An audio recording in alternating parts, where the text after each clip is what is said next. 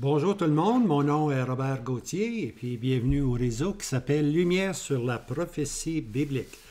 Nous sommes dans le livre de Daniel. Un bon Daniel peut aller partout dans la prophétie. Excusez-moi. Alors aujourd'hui, on fait notre vidéo numéro 52. Et puis voici, on commence. Daniel. Scelle le livre. On va parler du livre qui doit être scellé par Daniel. Maintenant, ici, je vais vous montrer quelque chose. Voyez-vous, il y a une poule. Assez bizarre, là, mais une poule, on voit son cou juste là. Il y a une poule. Et puis, je vais vous conter une histoire qui est véridique. Dans le passé, je suis allé en Angleterre rencontrer un frère qui devait m'emmener de Newcastle upon Tyne jusqu'à une conférence en Écosse, Findocti. Le frère en question, c'est N.O. Norman Anderson.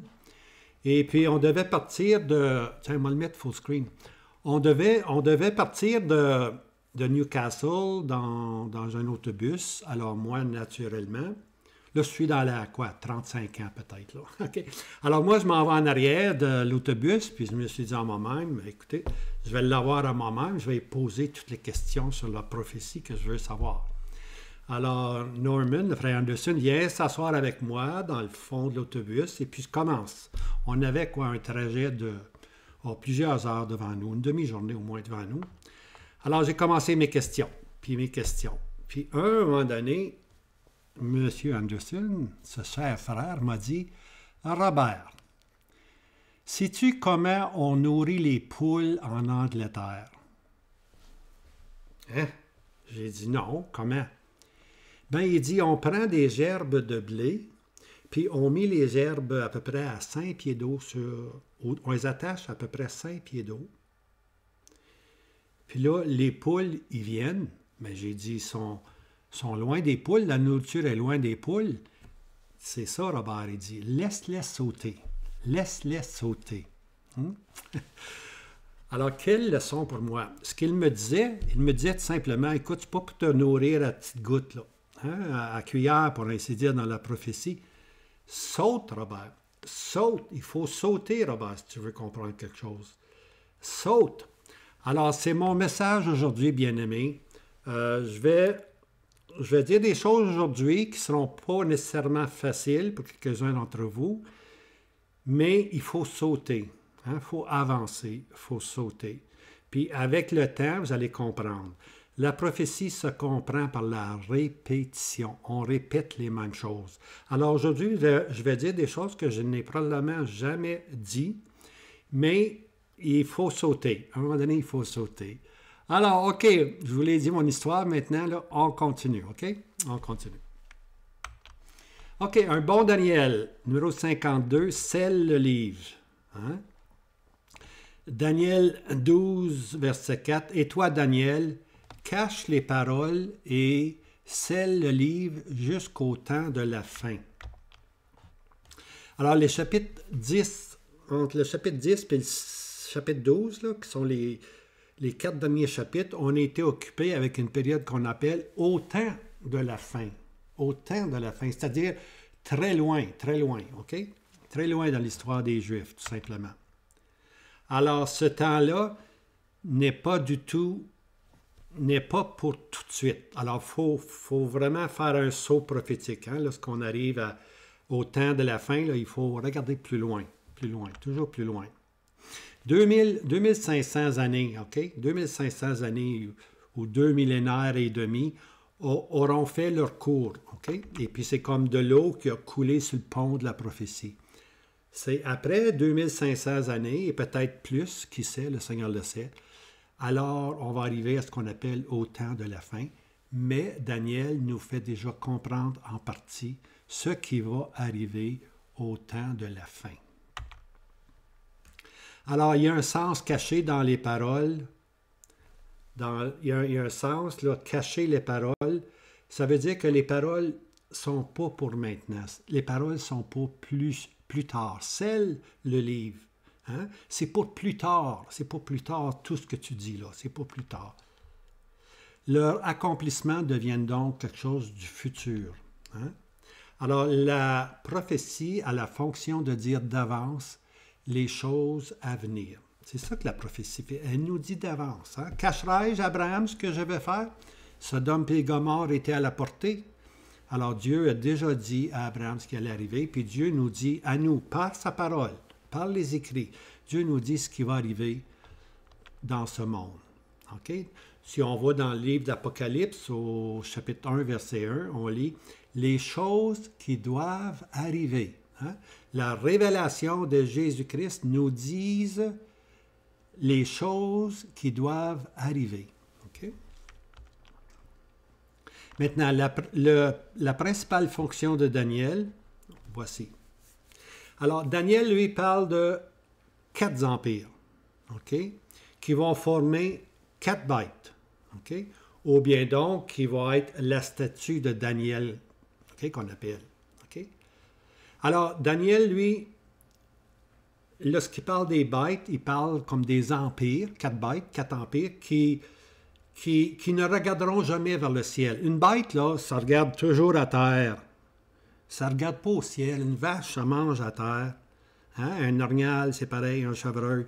Ils ne regardent pas vers le ciel. Alors, les 4 empires ont été considérés comme étant des bêtes. Ils ne considèrent point Dieu dans leur gouvernement. Ils pensent qu'ils se sont acquis des empires, mais c'est Dieu qui leur a donné les empires pour voir s'ils vont bien faire, s'ils vont regarder vers le haut ou être simplement des bêtes, hein? Les 4 bêtes.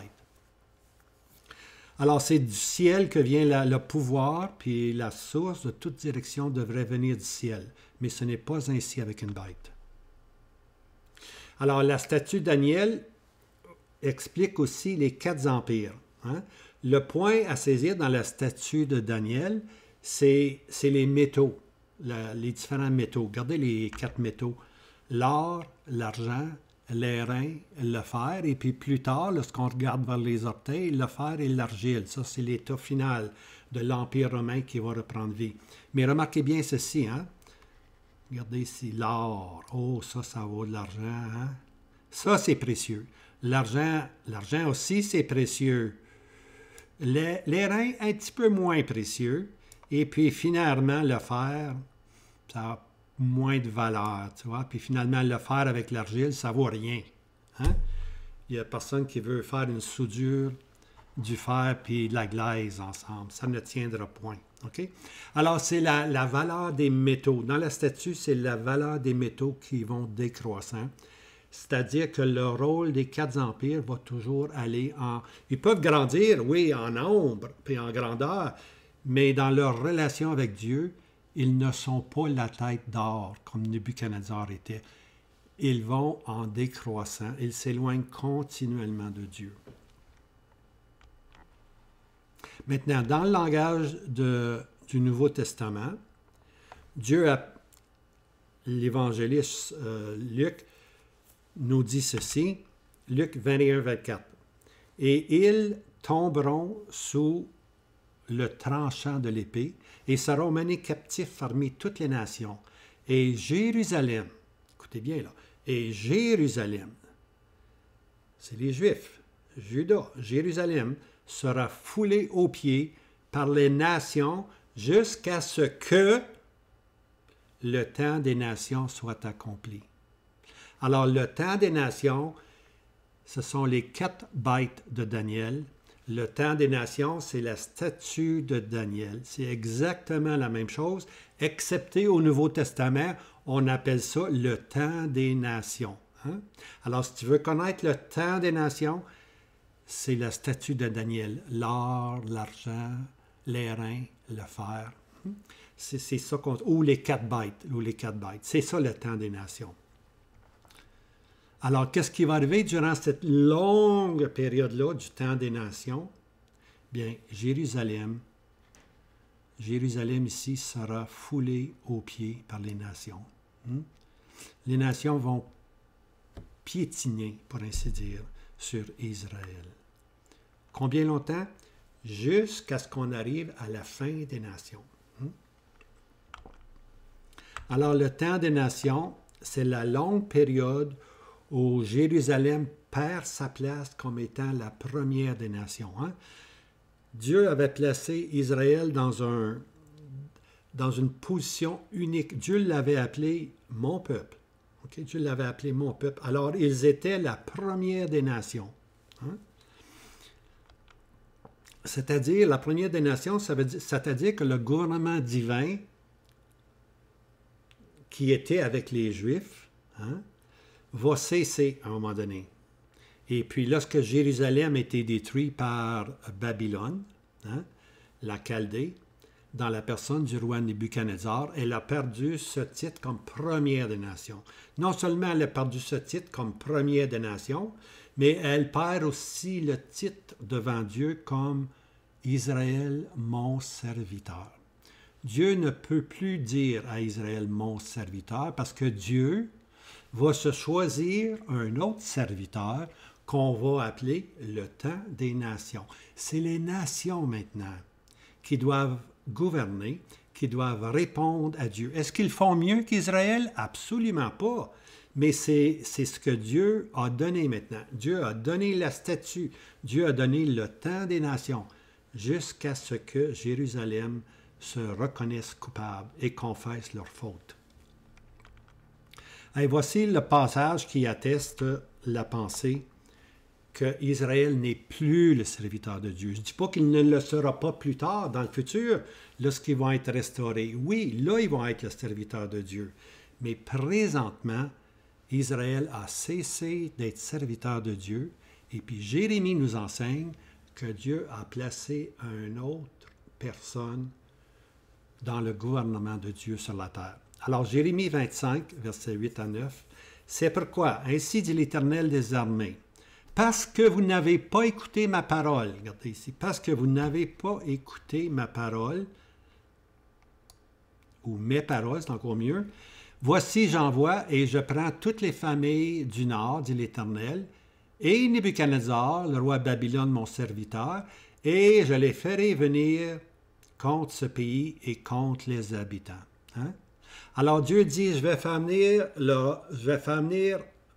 Nebuchadnezzar, le roi de Babylone, puis en passant, comment est-ce qu'il l'appelle? Regardez, je l'ai mis en rouge ici, là. Regardez. Et Nebuchadnezzar, roi de Babylone, mon serviteur. Oh, voici le nouveau serviteur maintenant. Le temps des nations commence, bien-aimé. Le temps de la statue commence. Tu es cette tête d'or. Okay? Alors, Dieu a un nouveau serviteur, puis c'est encore vrai jusqu'à ce jour. C'est encore le temps des nations. Alors, Dieu a un nouveau serviteur, mon serviteur, dans la personne de Nebuchadnezzar. Israël est mis de côté comme serviteur de Dieu. Dieu maintenant a confié le gouvernement de ce monde aux nations, dans la personne de Nebuchadnezzar, dans les Perses, les Mèdes, dans les Grecs, et puis finalement avec les Romains, qui, eux, naturellement, ont fait ce qu'il y avait de plus terrible à faire, crucifier le Seigneur Jésus. Alors, avec Nebuchadnezzar ici, là, mettez votre horloge chronologique en marche, là, clic, le temps des nations vient de commencer avec Nebuchadnezzar, la tête d'or. Maintenant, qu'est-ce qui va arriver à Israël? Israël qui était à la tête, hein, qui était le serviteur de Dieu, qu'est-ce qui va arriver à Israël? Il y a beaucoup de monde qui ont de la misère à comprendre ça, mais Israël va aller à la queue. Israël ira dorénavant à la queue. Leur désobéissance répétée cause la perte du titre de noblesse serviteur de Dieu. Ils viennent de le perdre. Ils ne sont plus serviteurs de Dieu, on l'a vu. Le passage, c'est dans Deutéronome 28. Et tu seras un sujet d'étonnement en parlant d'Israël. Si tu obéis, tu vas être à la tête. Mais si tu désobéis, je vais te mettre à la queue. Hein? Et Dieu dit, si tu désobéis, tu seras un sujet d'étonnement. Hey, étonnement. Imaginez-vous le peuple d'Israël, lorsqu'on regarde le peuple d'Israël. Ceux qui étaient serviteurs de Dieu sont maintenant devenus les serviteurs des nations. Hein? Les serviteurs des nations. Beaucoup de seigneurs ont dominé sur nous. Hein? Puis ils sont vus comme étant dans la poussière des nations. C'est les nations qui présentement contrôlent. Tu vois? Et tu seras un sujet d'étonnement, et de proverbes, et de raillerie. Hein? Et de raillerie. Ah, tu es un juif? On se moque des juifs aujourd'hui. Parmi tous les peuples où l'Éternel t'amènera. C'est le jugement de Dieu. Parmi tous les peuples où l'Éternel t'amènera. Deutéronome 28, verset 44. Il, c'est-à-dire les nations étrangères ou l'étranger, sera à la tête. Et toi, tu seras à la queue. C'est comme ça. Alors, quand on dit qu'Israël est à la queue, on se base sur Deutéronome 28. Hein? Lorsqu'Israël va être de nouveau obéissant, lorsqu'ils vont se tourner vers le crucifié, le Seigneur Jésus, alors ils vont reprendre cette place honorable. Ils vont être à la tête. Mais présentement, ils ne le sont pas. Puis n'oubliez pas, là, 1948, c'est un retour patriotique. Ce n'est pas un retour vers le crucifié. C'est un retour vers la terre, tout simplement. Hein? Et puis le peuple devra passer par les troubles de Jacob, hein? Une grande tribulation, pour qu'enfin ils se retournent et disent quelles sont ces marques à tes mains. Tu vois? Il faut qu'il arrive là. Il faut qu'il arrive là. Ça va être leur conversion, puis ça va être le moment qu'ils vont être mis à la tête. Alors, Deutéronome 28 est les paroles de Moïse. C'est Moïse qui écrit Deutéronome 28. Ces paroles datent pratiquement de 1000 ans, avant que le général romain Titus détruise complètement Jérusalem. Okay? Babylone a détruit Jérusalem, c'est le temps des nations qui commence. Après ça, vont arriver 1000 ans plus tard. Hein? Ils vont arriver, disons que dans la prophétie de Moïse, là, 1000 ans plus tard va arriver Titus, qui va détruire complètement Jérusalem en l'année 70 après Jésus-Christ. Maintenant, dans l'histoire biblique, Dieu a utilisé deux grands instruments pour corriger le peuple rebelle. Puis là, je vais commencer à vous faire sauter comme des poules, hein, pour avoir la nourriture, parce qu'ici, je vais vous parler des deux grands instruments que Dieu va se servir, puis aucun de ceux-là va être l'Antichrist, pour ainsi dire. Okay? Alors, voici les deux grands instruments que Dieu se sert. Alors, la terminologie est une verge de correction ou un bâton de correction. Hein? C'est une verge, c'est un bâton, puis Dieu, par ces deux instruments-là, va châtier son peuple, puis châtier son peuple, jusqu'au moment où le peuple va se tourner vers le Seigneur Jésus. Hein? Alors, les deux instruments, on appelle ça des verges de correction. Ici, on voit la ville de Ninive, okay, qui était la capitale de l'Assyrien. Okay? Puis ici, on voit Babylone, qui était la capitale, pour ainsi dire, des Chaldéens. Hein? Nebuchadnezzar était ici, et puis Ninive était là. Okay? Alors, ces instruments ont eu lieu en deux époques différentes. C'est deux temps différents. Ninive était une grande puissance. Ce n'était pas un empire. C'était une grande puissance. Les empires impériaux commencent seulement avec Babylone, lorsque Dieu a donné le gouvernement de Jérusalem à Babylone. Okay? C'est Babylone qui devient maintenant le nouveau serviteur. Alors Dieu va avoir un instrument dans cette période-là ici, dans la période de l'Assyrien, puis Dieu va avoir un serviteur ici dans la période du temps des nations. Okay? Alors l'instrument, le premier instrument, c'est l'Assyrien. Rappelez-vous de ce nom-là, l'Assyrien, parce que l'Assyrien vient de ce territoire-là, ici, là, qu'on appelle l'Assyrie. Okay? L'Assyrie, dont Ninive fut la capitale sur le fleuve Tigre ou Tigris. Alors, Ninive, ici, est sur le fleuve Tigris, tandis que Babylone est sur le fleuve Euphrate. Hein? Okay? Les deux, à un moment donné, se rencontrent. Okay? Alors, mais c'était les deux grandes villes, excepté que Babylone est devenue un empire. C'est Babylone qui a détruit l'Assyrien ou qui a détruit Ninive, tout simplement. Babylone. Mais Babylone, plus tard, lui aussi, va être détruit par les Perses puis les Mèdes. Hein? Et puis les Perses puis les Mèdes vont être détruits par les Grecs, puis les Grecs vont être détruits par les Romains. C'est là qu'ils se succèdent ainsi les empires. Mais ici, on voit deux instruments. Le premier instrument, c'est l'Assyrien, puis le deuxième, je vous le dis, ça va être le Babylone. Et voici maintenant, si on veut savoir, là, ici j'ai marqué, je ne sais pas si vous avez écouté une nouvelle dans les années 2020, là, on bombardait Montsul. On entendait souvent parler de Montsul. Mais Montsul est ici. Et puis Ninive était de l'autre côté de la rivière ici. Il était ici, sur le bord ici. Mais aujourd'hui, Ninive n'existe plus. Il reste que seulement des maisons, pour ainsi dire. Mais c'est Montsul qui est devenu maintenant la grande ville. Et puis c'est la ville qu'on a continuellement attaquée lorsque l'Irak était là. Okay? Alors lorsqu'on parle de l'Assyrien, on parle de tout ce territoire-là ici. Alors, l'Assyrien est le premier instrument. C'est dit, il va y en avoir deux instruments. L'Assyrien, c'est le premier. Ésaïe 10, verset 5. Ah, l'Assyrie, verge de ma colère, et le bâton qui est dans leurs mains, c'est mon indignation. Alors l'Assyrien devient ce qu'on appelle l'indignation de Dieu, la verge de sa colère. En d'autres mots, l'Assyrien devient l'instrument par lequel Dieu démontre toute son indignation avec le peuple d'Israël. Okay? Ésaïe 10, verset 24, c'est pourquoi ainsi dit le Seigneur, l'Éternel des armées, mon peuple qui habite en Sion, ne crains pas l'Assyrien. Il te frappera avec une verge et lèvera son bâton sur toi à la manière de l'Égypte. Et puis Dieu dit ici dans le verset suivant, c'est que Dieu ici maintenant va leur dire, ne vous inquiétez plus, dans une période future, on va dire, dans l'avenue prophétique. Au temps de la fin, Dieu va dire, ne vous inquiétez pas de l'Assyrien, hein? Ne crains pas l'Assyrien.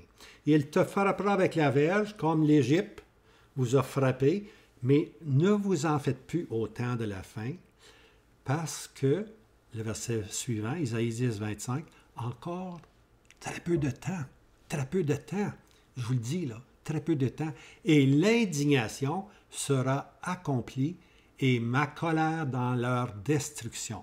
En autre mot, Dieu dit, au temps de la fin, il va y avoir des moments difficiles pour vous autres, mais faites-vous-en pas. Lorsque mon indignation, lorsque j'aurai fini de me servir de l'Assyrien prophétique, parce que l'Assyrien historique, mais aussi l'Assyrien futur, que j'appelle l'Assyrien prophétique, lorsque sa période de l'Assyrien prophétique sera finie, mon indignation sera accomplie et ma colère dans leur destruction. Alors Dieu dit qu'il va détruire l'Assyrien prophétique. Maintenant, je vais vous conter une étape où l'Assyrien a agi. Là, je parle de l'Assyrien historique. Mais l'Assyrien historique devient l'Assyrien prophétique. Il faut faire ce grand saut. Hein? À la fin des temps. Au temps de la fin. Au temps de la fin, il va y avoir l'Assyrien sous une autre forme, sous une autre géographie, sous un autre nom, si vous voulez. Mais ça va être le même ennemi que les 10 tribus ont connu. Alors ici, je m'en viens aux 10 tribus. Voici, les 10 tribus se séparent. C'est un événement, un des événements les plus importants dans l'histoire d'Israël, à part naturellement lorsque le temple a été détruit. Mais ici, c'est les 10 tribus, ils étaient 12, maintenant ils vont se séparer, 10 et 2. Je vous l'explique. On lit ça dans 1 Roi 12, verset 16. Dans ce chapitre-là, vous pouvez lire, il va y avoir une grande séparation. Okay? C'est l'histoire de Roboam, qui était le roi, okay? Qui était fils de Salomon, Roboam, puis Jéroboam, qui était un serviteur. Okay? Moi, je l'appelle le janitor, qui était un serviteur. Il n'avait aucun sang, il n'avait aucun droit à la lignée royale. Il n'était pas de sang, comme Roboam était le fils de Salomon.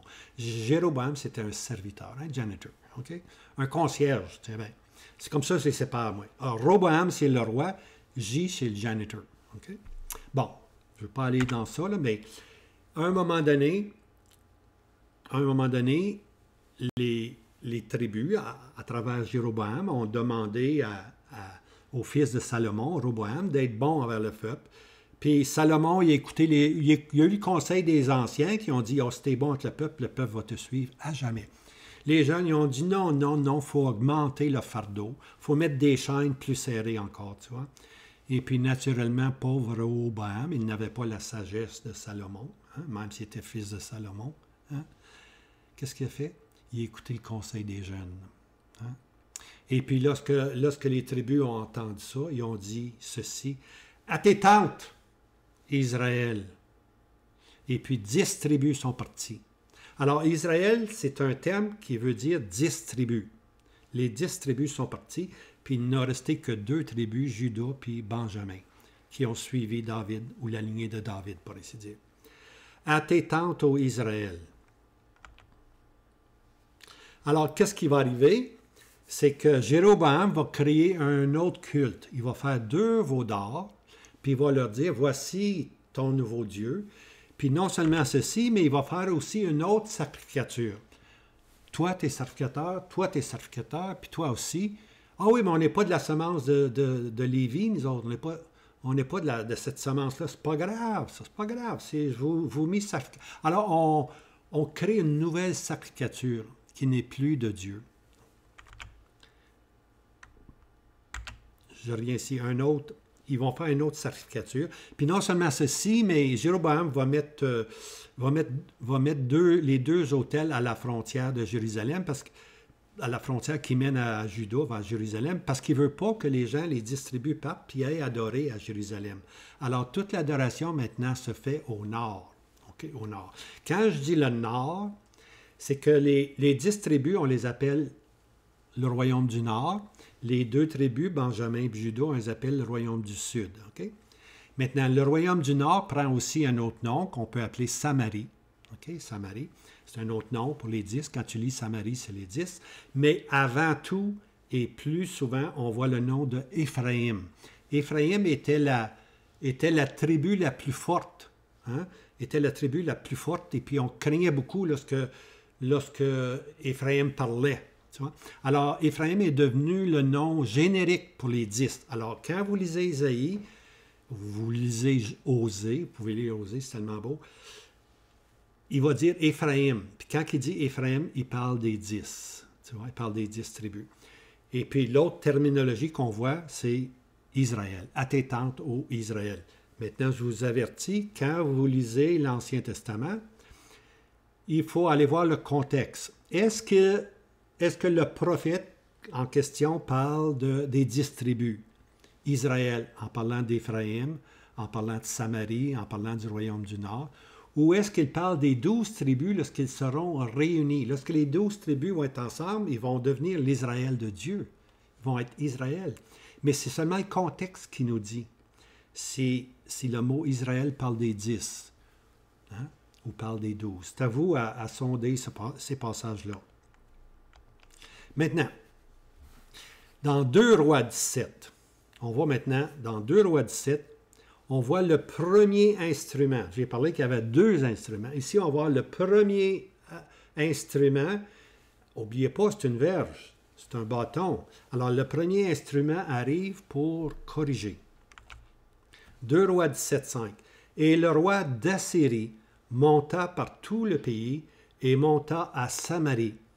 Samarie, les 10 tribus, et l'assiégea pendant 3 ans. C'est pas facile, 3 ans. Okay? Mais au bout de 3 ans, en l'année 711, avant Jésus-Christ, le roi d'Assyrie, qui présentement est Sargon, un nouveau roi, Sargon, roi d'Assyrie, arrive sur la scène. Alors, le verset suivant, 2 Rois 17, 6. Et la 9e année d'Osée, Osée est important, là. Regardez Osée. Le petit prophète Osée. Le petit prophète Osée a connu ces événements-là. Le petit prophète Osée a vécu dans le temps de Jéroboam, dans le temps du janitor. Alors ici, c'est assez clair. Lorsque vous allez lire Osée, il faut vous transporter au moment où les 10 tribus vont être séparées. C'est comme ça qu'il faut comprendre Osée. Okay? Parce que Osée vit dans la période de Jéroboam, puis dans la période où l'Assyrien, la Vierge de Dieu, est venu. Okay? Alors, la 9e année d'Osée, la 9e année de son règne, le roi d'Assyrie prit Samarie. Voyez-vous ici, Samarie, c'est les 10 tribus, et il transporta Israël en Assyrie. Regardez ici, la Samarie, et il transporta Israël. C'est des noms synonymes. Samarie, le royaume du Nord, Éphraïm ou bien donc Israël, ce sont des noms synonymes. Alors le roi, l'instrument est arrivé, il a pris les 10 tribus puis il les a transportés dans le nord. Okay? Où ils sont jusqu'à ce jour. Où ils sont jusqu'à ce jour. Rappelez-vous de ce verset-là. Je vais vous le montrer. 2 Rois 17, 23. Ils ne s'en détournèrent point jusqu'à ce que l'Éternel ôta Israël, les 10, de devant sa face, comme il avait dit par tous ses serviteurs les prophètes. Et Israël, les 10, fut transporté de dessus la terre en Assyrie. Il les a emmenés dans le nord en Assyrie. Puis remarquez bien ici, là, ça là, c'est important. Où ils sont jusqu'à ce jour. Maintenant, j'ai un peu de misère à la petite flèche, là. Ah, voilà. Tiens. Où ils sont jusqu'à ce jour. N'oubliez pas ça, là. Les 10 tribus ont été emmenées dans le nord. Où ils sont jusqu'à ce jour. C'est pas moi qui le dis. C'est la parole de Dieu qui nous dit que les 10 tribus ont été dispersées dans le nord. En Irak, dans tous ces pays-là, ils sont dans le nord jusqu'à ce jour. Ils sont là jusqu'à ce jour. Ils ne savent même pas qu'ils sont des 10 tribus. Ils sont complètement oubliés. Et puis Dieu va devoir prendre une trompette, pour ainsi dire, puis rappeler les 10 tribus à revenir sur Jérusalem. Les 10 tribus, n'oubliez pas, ce n'est pas eux qui ont crucifié le Seigneur Jésus. C'est les 2 tribus. Ça, c'est bien important, c'est les 2 tribus. On va continuer. Ils sont là au nord jusqu'à ce jour. Dispersés dans ce nord jusqu'à ce jour. Région de l'Irak, dans ce coin-là. On n'entendra plus parler des 10 tribus, c'est fini. On va en entendre plus tard lorsque Dieu va les appeler, oui. Dans la prophétie, Dieu les rappelle, Dieu va les restaurer, il va juger les rebelles dans le désert du peuple avant qu'ils rentrent dans la terre promise.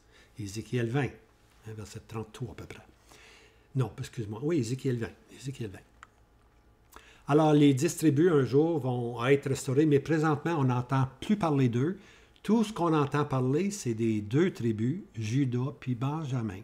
Puis toute l'histoire biblique se passe maintenant. À partir du moment qu'ils ont dit à tes tentes, ô Israël, les 10 tribus ont été formées. Et puis là, l'instrument est venu, il les a dispersés dans le nord. Ils sont là jusqu'à ce jour, c'est fini avec eux pour le moment. Il reste juste les 2 tribus. Alors, lorsqu'on lit le Nouveau Testament, on est dans les 2 tribus. Hein? Puis dans tout ce qui va suivre, à partir de ce moment-là, à partir de 2 Rois 17, tout ce qui va suivre, c'est en rapport avec les 2 tribus.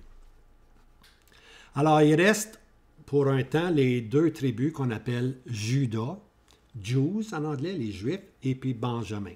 OK? Pour un temps, il reste fidèle à la lignée royale. L'autre mot, il reste fidèle à David. Pour un temps, j'ai dit pour un temps. Remarquez bien. Le petit prophète Osée, je l'aime tellement, moi, Osée. Hein? C'est Osée qui dit « L'eau ami, pas mon peuple ». Vous allez m'entendre souvent dire ça. Hein? Plus de miséricorde, je vais vous parsemer, vous n'êtes plus mon peuple. Alors, c'est Osée maintenant qui va prophétiser quand?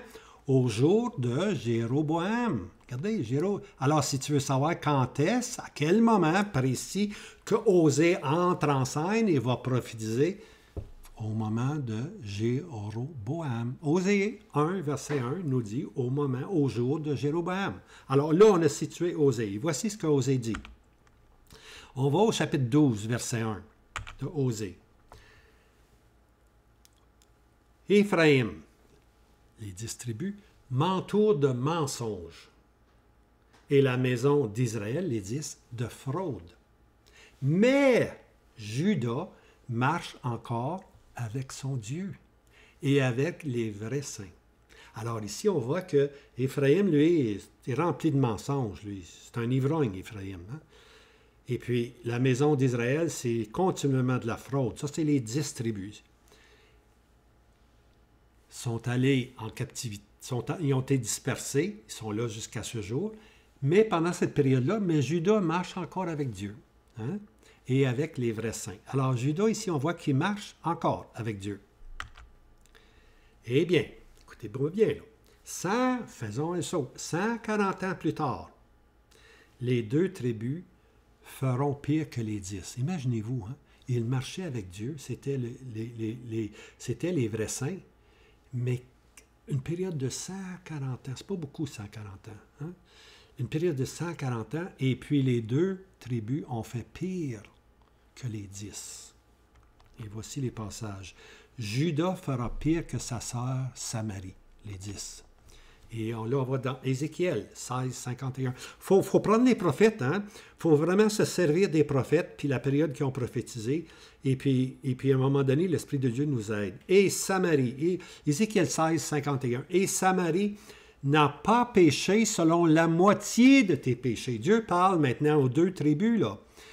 Et Samarie, les 10, n'ont pas péché selon la moitié de tes péchés. Alors, Samarie a fait seulement la moitié de ce que Juda et Benjamin ont fait. C'est 50%.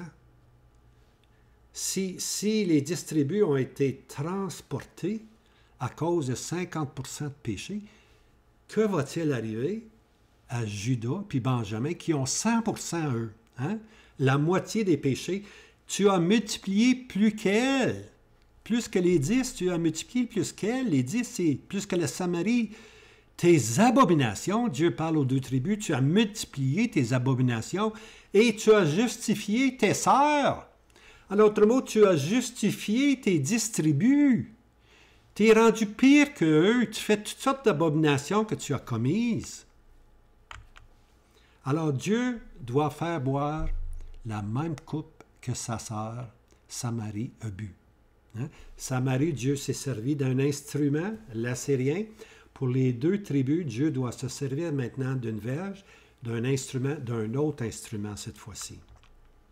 Ézéchiel 23, verset 32. « Ainsi dit le Seigneur l'Éternel, tu, les 2 tribus, tu boiras la coupe de ta sœur, profonde et large, et tu seras en risée et en raillerie, car elle contient beaucoup. » Alors Dieu dit, je vais te faire boire maintenant la même coupe. Je vais envoyer maintenant un instrument à moi. Puis cet instrument-là va faire de toi une risée puis une raillerie. OK? Alors, 140 ans plus tard que l'assyrien historique, un autre instrument maintenant, c'est plus l'assyrien. L'assyrien était l'instrument pour les 10 tribus. Lorsque les 10 tribus étaient encore connu de Dieu, pour ainsi dire. Hein? Dieu reconnaissait encore les 12 tribus. Okay? Mais il va venir un temps où Dieu ne les reconnaîtra plus. Okay? Alors ici, 140 ans plus tard, l'Assyrien historique est arrivé, okay? Puis il a emmené les 10 tribus, et ils sont là jusqu'à ce jour dans le nord. Okay? Maintenant, Dieu dit, j'ai un autre instrument qui va rentrer sur la scène prophétique. Et le prophète Jérémie s'occupe entièrement du nouveau serviteur ou instrument de correction. Jérémie parle tout le temps, mais c'est un grand mot, parle souvent de Babylone, si ce n'est pas exclusivement de Babylone, le nouvel instrument que Dieu va corriger son peuple avec. Il est maintenant venu le temps de corriger les 2 tribus qui ont fait pire que leurs sœurs. Et puis Dieu maintenant va se servir d'un autre instrument. OK? Il porte le nom de Nebuchadnezzar, mon serviteur. Voyez-vous là? Dieu a mis maintenant de côté les 12 tribus au complet. Il a mis les 10, 140 ans plus tard, il a mis les 2 tribus de côté parce qu'ils ont fait pire. Hein? Puis ils vont faire encore pire les 2 tribus lorsque le Seigneur Jésus va revenir. Mais pour le moment, les 10 tribus ont été mis de côté Et puis les deux tribus ont fait pire. Puis Dieu dit, je prends maintenant le gouvernement, mon trône qui était à Jérusalem, je le prends puis je le donne aux nations. Je le donne à la tête d'or qui est Nebuchadnezzar, mon serviteur. Mon serviteur. Il faut que je le répète encore. On a un nouveau serviteur sur la scène prophétique. C'est le temps des nations qui vient de commencer. Alors voici mon serviteur maintenant. Mon serviteur est ici, Babylone, le roi de la Chaldée. Alors ça, c'est Babylone historique. Mais n'oubliez pas, il va aussi y avoir une Babylone historique. Il y a eu un instrument, le premier instrument historique, c'était l'assyrien historique. Mais dans le futur, il va y avoir encore un assyrien prophétique. Hein? Puis l'autre instrument qui est Babylone, il y a eu un instrument qu'on appelle Babylone, un instrument historique. Hein? C'est Babylone qui a détruit Jérusalem. Dieu s'est servi de Babylone pour détruire complètement Jérusalem. Comme Dieu va se servir plus tard des Romains pour détruire Jérusalem. Mais Babylone était un instrument historique. Mais Babylone va aussi être un instrument prophétique. La Babylone de l'Apocalypse, c'est l'Empire romain reconstitué et son chef romain, qui est le prince à venir, le prince romain à venir. Alors c'est important là, un Assyrien historique et un Assyrien prophétique, un autre instrument historique, Babylone, et dans le Nouveau Testament, dans l'Apocalypse, un Babylone prophétique. C'est bien important de garder ça. Gardez ça en tête. Hein? Là, je vais faire des sauts, là, des petits sauts. Mais vous commencez à avoir faim, je pense. Vous allez sauter beaucoup plus haut tantôt. Vous allez voir. OK, un résumé. OK, je vous donne un petit résumé fort important là, de la prophétie. Je me répète. Le premier instrument, c'est qui? C'est ce monsieur ici. C'est l'assyrien. Hein, le premier instrument de la verge de correction, c'est l'assyrien. Puis l'assyrien, lui, il va frapper les 10 tribus. Hein? Alors que tous les tribus, les 12, étaient connus de Dieu. C'est à ce moment-là que lui vient. Maintenant, je ne dis pas ça pour rien. Là. Je dis ça parce que plus tard, vous allez comprendre. Lorsque le peuple est connu de Dieu, la verge, c'est l'assyrien. Lorsque le peuple n'est plus connu de Dieu, la verge, ça va être Babylone. Je dis ceci là, comme plateforme, pour ainsi dire, pour aller plus tard, plus loin. Alors, l'assyrien, c'est la verge de la colère de Dieu. L'assyrien va frapper les 10 tribus, va emmener les 10 tribus, va les disperser dans le nord d'Israël, dans le nord, ils peuvent être en Turquie, ils peuvent être en Iran, ils peuvent être au Pakistan, tant qu'à moi, ils peuvent être aux Indes, tant qu'à moi maintenant. Ils peuvent être partout maintenant. On ne sait pas où ils sont. Ils sont là jusqu'à ce jour. Ils sont partis du nord, puis ils sont partis. Ils sont là jusqu'à ce jour. Ça, c'est le premier instrument. Alors, on a lu que les deux autres tribus, Benjamin puis Juda, qu'on appelle les Juifs, sont restés pour un temps, 140 ans, un peu plus fidèles. Maintenant, le deuxième instrument, excusez-moi, le deuxième instrument ici, c'est Nebuchadnezzar. La deuxième verge, le bâton de sa colère maintenant, c'est Nebuchadnezzar, le roi de Babylone. Et les deux tribus iront en captivité à Babylone pour 70 ans. Le roi les a emmenés à Babylone. Excusez-moi, il les a gardés pendant 70 ans. Si on lit le livre d'Esdras et Néhémie, on voit qu'ils reviennent. Hein, lorsque les Mèdes puis les Perses ont détruit Babylone, Esdras et Néhémie, par la providence de Dieu, ont la permission de retourner à Jérusalem et de bâtir premièrement le temple ou la maison de Dieu, et puis sous Néhémie de bâtir les murs. Okay? Maintenant, c'est ces gens-là qui sont là au temps d'Esdras et Néhémie qui seront là plusieurs centaines d'années après, au jour où le Seigneur Jésus va se présenter à eux.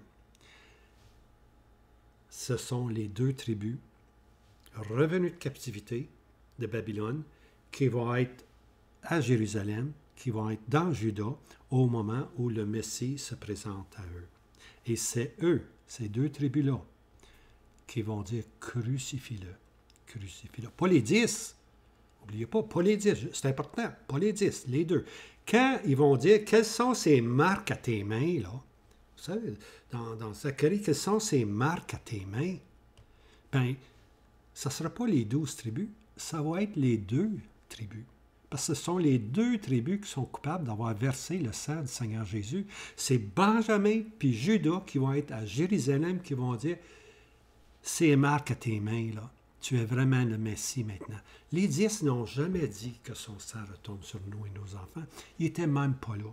Okay? Alors, la culpabilité première appartient aux deux tribus, les Juifs, Benjamin et Judas.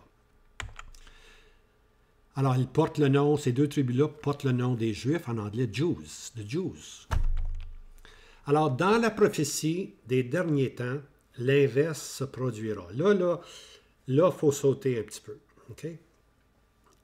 Alors, on a vu que le premier instrument, c'était l'Assyrien. Puis le deuxième instrument, l'Assyrien contre les 10 tribus. Puis le deuxième instrument, Babylone contre les deux tribus, contre les Juifs. Okay? Mais dans les temps de la fin, ces instruments-là sont renversés. Okay? Leur jugement est renversé, pour ainsi dire. Puis je vais vous montrer le verset. Je vais continuer à vous l'expliquer. Mais là, il faut commencer à sauter un peu. Okay? Alors, le deuxième instrument, Babylone, l'Empire romain reconstitué, sera sur la scène et trouvera sa fin en Apocalypse 19, verset 20. Apocalypse 19, verset 20, c'est la bête qui est l'Empire romain reconstitué et le faux prophète qui est l'Antichrist. Ces deux-là sont jetés vivants dans les temps de feu. Ce sera la fin de la grande tribulation ou des troupes de Jacob. Quand la bête et le faux prophète sont jetés vivants, c'est-à-dire c'est des personnes, sont jetées vivants dans les temps de feu, la grande tribulation est terminée, on est rendu à 1260 jours. Je mets une parenthèse, là, 1260 jours. Remarquez bien. Apocalypse 19, verset 20, voici le verset. « Et la bête fut prise. » La bête, c'est l'Empire romain reconstitué. « Et la bête fut prise, son leader. » Et le faux prophète, qui est l'Antichrist, qui était avec elle, la bête religieuse, qui devant elle faisait des miracles, on ne peut pas se tromper, par lequel il avait séduit ceux qui recevaient la marque de la bête et ceux qui rendaient hommage à son image. Et ils furent tous deux jetés vivants dans l'étang de feu embrasé par le souffle. Ça, c'est la 1260 jours. C'est la dernière demi-semaine de Daniel qui manquait. 1260 jours. Alors, le premier instrument, l'Assyrien historique, reviendra aussi au temps de la fin. Et il se lèvera contre le prince des princes. Ça, c'est différent maintenant. Après que Babylone, ou durant la période que Babylone va être détruite, puis où la bête va être détruite et puis jetée dans les temps de feu avec le faux prophète, il va y avoir maintenant l'Assyrien historique, okay, qui va revenir, pour ainsi dire, sur la scène prophétique. Lui, on va l'appeler l'Assyrien prophétique. Lui, cet individu-là, maintenant, va se présenter, puis il va se lever contre le prince des princes. Naturellement, ça parle du Seigneur Jésus. Alors, cet Assyrien-là, prophétique, va faire face au prince. Il va s'en prendre, non plus seulement au peuple, mais il va s'en prendre au prince des princes. Donc, il va batailler, pour ainsi dire, avec Christ. Okay? Ça, c'est l'Assyrien prophétique à venir. Il y a un instrument à venir qui va vouloir s'attaquer. Il se lèvera contre le prince des princes. Et regardez, je prends ce passage-là, c'est Daniel 8, verset 25. C'est un bon Daniel. Et il se lèvera contre le prince des princes. Hein? Il, c'est le roi au visage audacieux, ce qu'on appelle le roi du Nord. Et Daniel 8, c'est tout le roi du Nord. Okay? Et il se lèvera contre le prince des princes. Alors, le roi du Nord, l'Assyrien, pour ainsi dire, historique, son première étape, son premier stage, si on peut dire, il va s'en prendre au prince des princes. Mais il sera brisé sans main. En d'autres mots, le Seigneur va le briser sans main. Sa destruction met fin à ce qu'on appelle l'indignation. Okay? Lorsque le roi du Nord, lorsque le premier stage de l'Assyrien, lorsqu'il est détruit, on appelle ça l'indignation. On n'appelle pas encore ça la fin de l'indignation, mais sa fin met fin à ce qu'on appelle l'indignation. OK? Daniel nous décrit cette scène. Voici la scène. Daniel 11, verset 40. On se rappelle, Daniel 11, verset 40, au temps de la fin, toujours au temps de la fin, hein? Chapitre 10, 11, 12. Au temps de la fin, le roi du Médie heurtera contre lui, qui est l'Antichrist, qui est le roi en Israël. Et le roi du Nord fondra contre lui comme une tempête. Vous vous rappelez, on a pris le roi du Nord, le roi du Sud qui font... Finalement, le roi du Nord prend la ville, la moitié de la ville est saisie, les femmes sont violées, puis lui, il s'en va maintenant en fou, il s'en va vers l'Égypte, tu vois. Puis il va ramasser il va ramasser différents pays avec lui, tout l'or, tout l'argent qui est en Égypte. Soudainement, il entend parler qu'il y a un problème à Jérusalem. Puis là, enragé, il revient, puis on lit verset 45, quelques versets plus loin, et il plantera les tentes de son palais. Monsieur, le roi du Nord, revient avec son palais, tout son attirail. Il va planter ses tentes entre la mer Méditerranée, puis la montagne de la Sainte Beauté, qui est Jérusalem, sans doute.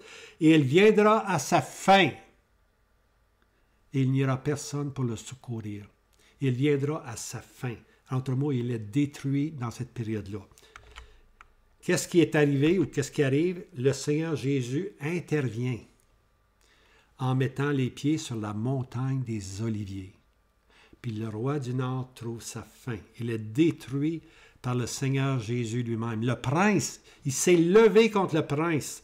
Et puis le prince, maintenant, va l'anéantir en mettant les pieds sur la montagne des Oliviers. Ça, au bien-aimé, on appelle ça la manifestation ou l'apparition de Jésus-Christ. Là, maintenant, le Seigneur apparaît. Okay? Il apparaît publiquement. Puis il met fin à cet individu-là.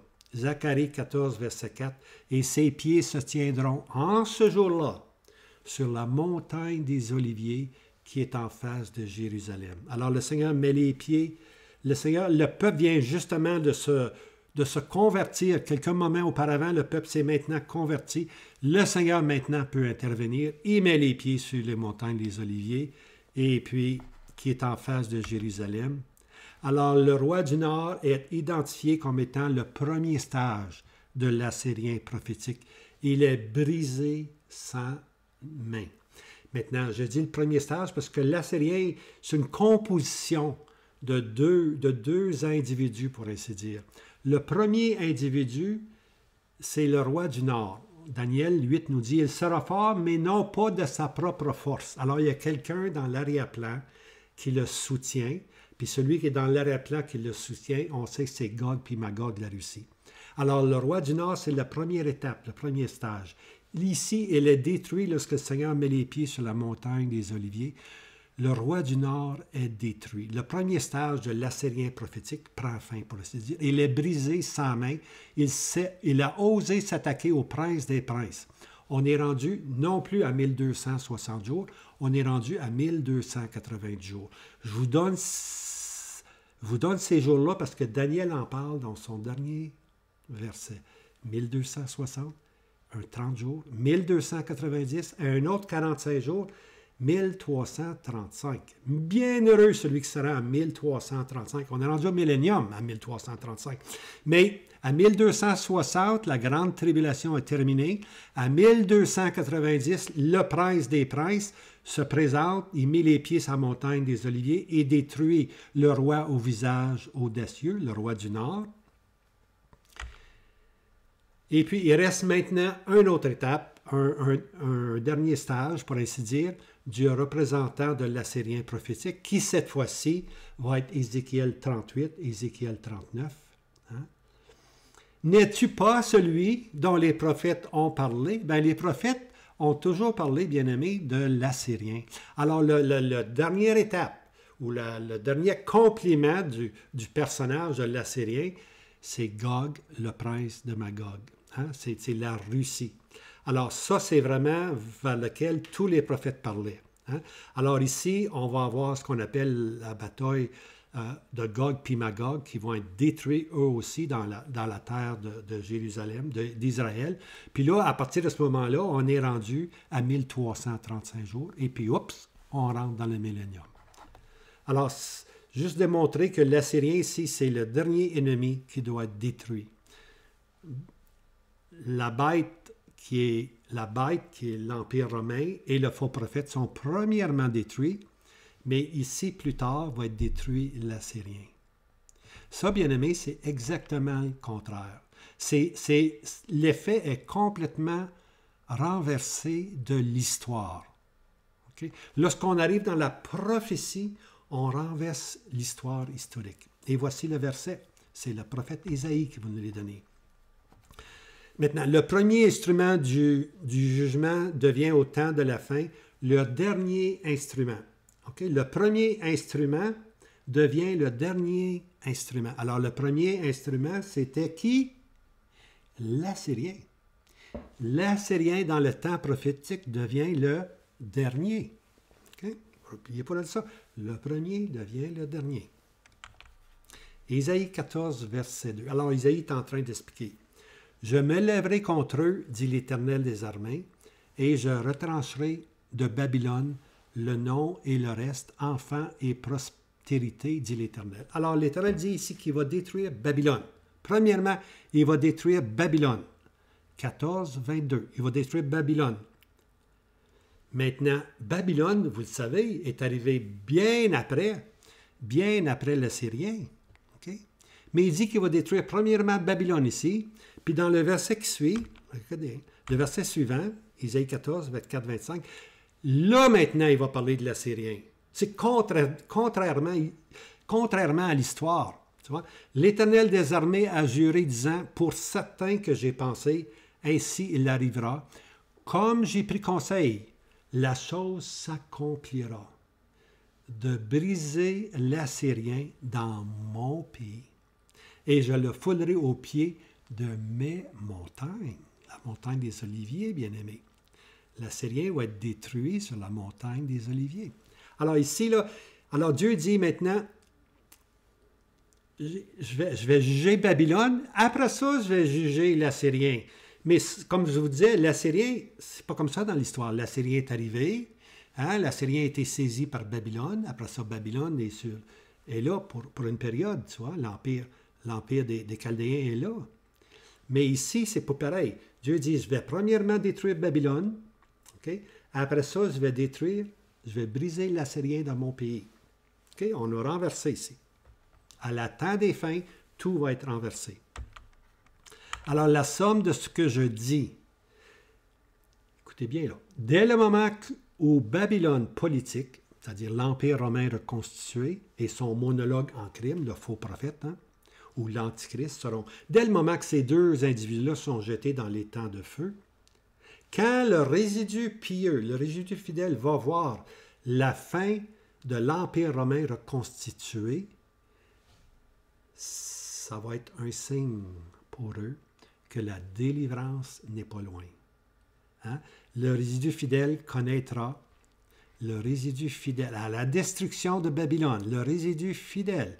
Dans le temps prophétique, lorsque la Babylone qui est reconstituée, l'Empire romain qui est reconstitué, l'Empire qui a crucifié le Seigneur Jésus, elle va venir en jugement. Hein?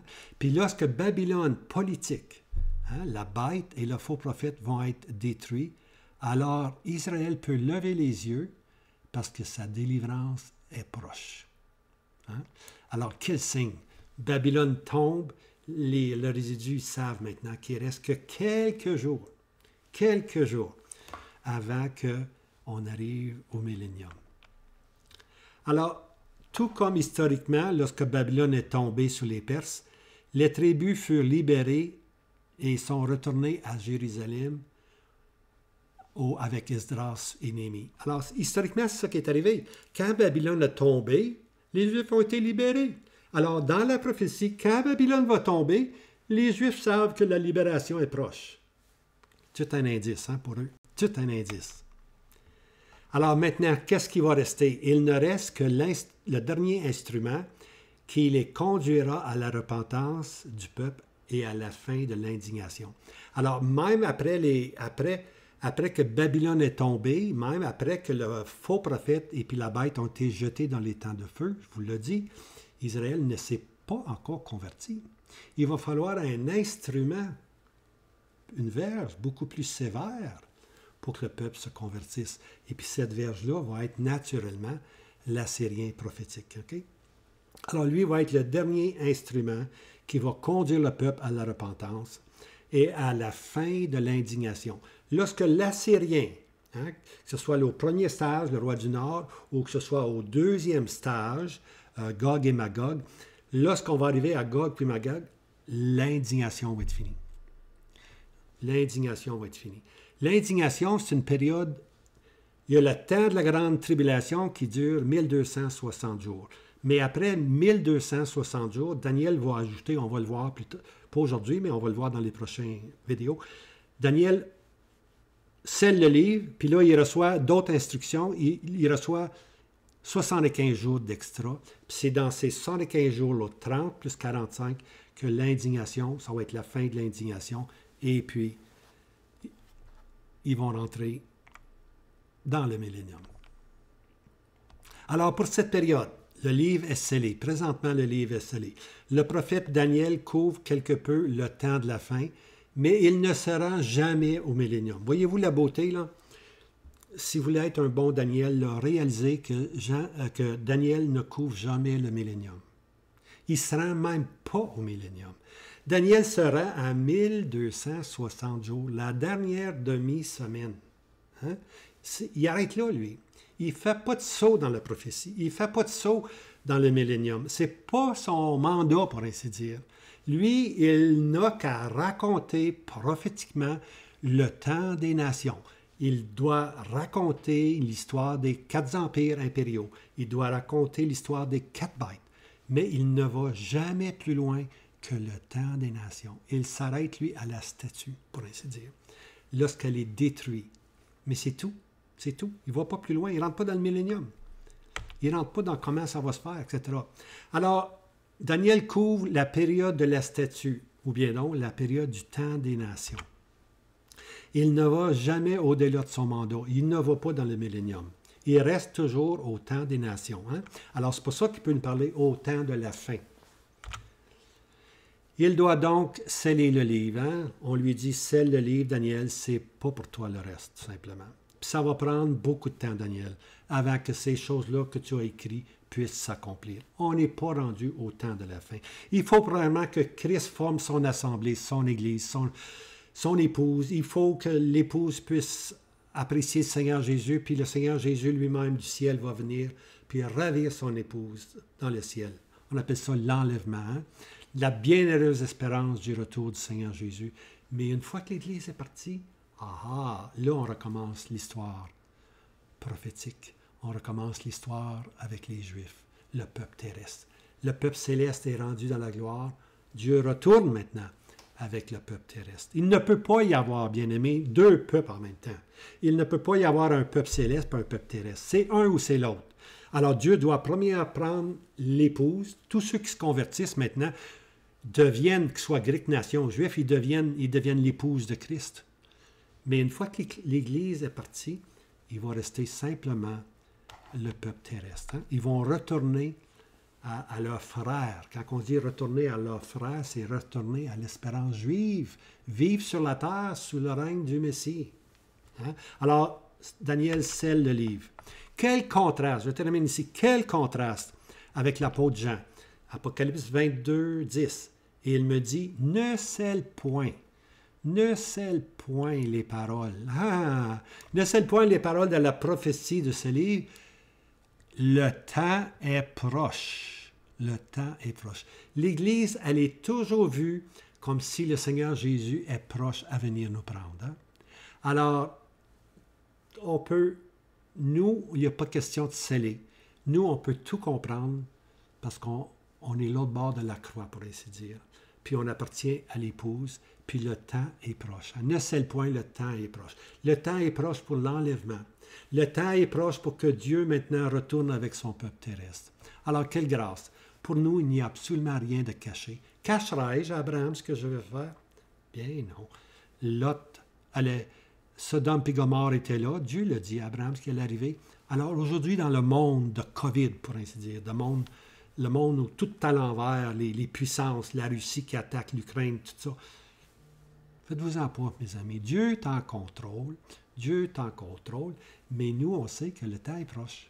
Le temps est proche de la venue du Seigneur Jésus, qui nous délivre de la colère qui vient, qui nous délivre de la grande tribulation qui va venir sur le peuple d'Israël. Jésus, qui nous délivre de la colère qui vient. C'est beau. C'est beau. Alors, pour le chrétien, pas rien à sceller, car le temps est proche. Hein? Dieu nous dit tout, bien-aimés, et puis moi, je vous encourage maintenant à vous abonner. Abonnez-vous. Vous allez recevoir, pèsez sur la cloche, vous allez recevoir des vidéos qu'on fait. Hein? Alors, vous aussi partagez ces vidéos. Écoutez, là, je vais revenir ici, là, c'est parce que je veux revenir ici. Et puis, je vais aller ici. Regardez ici. Mon mot de la fin, chers amis. Hein? Oui, abonnez-vous, oui. Mais mon mot de la fin, là. Chers amis de la prophétie, à nous de sauter. À nous de sauter. Hein? Hein? Pierre pouvait dire que l'apôtre Paul disait des choses difficiles à comprendre. Bien, dans la prophétie, là, c'est pas compliqué, la prophétie, mais il faut avoir l'appétit de sauter. Hein? Alors, que Dieu vous donne cet appétit d'aimer les prophéties. Alors, le Seigneur vous garde. Passez un bon week-end. Je vous aime, puis à bientôt. N'oubliez pas, il faut absolument vous enregistrer. Bientôt. Salut, je vous laisse.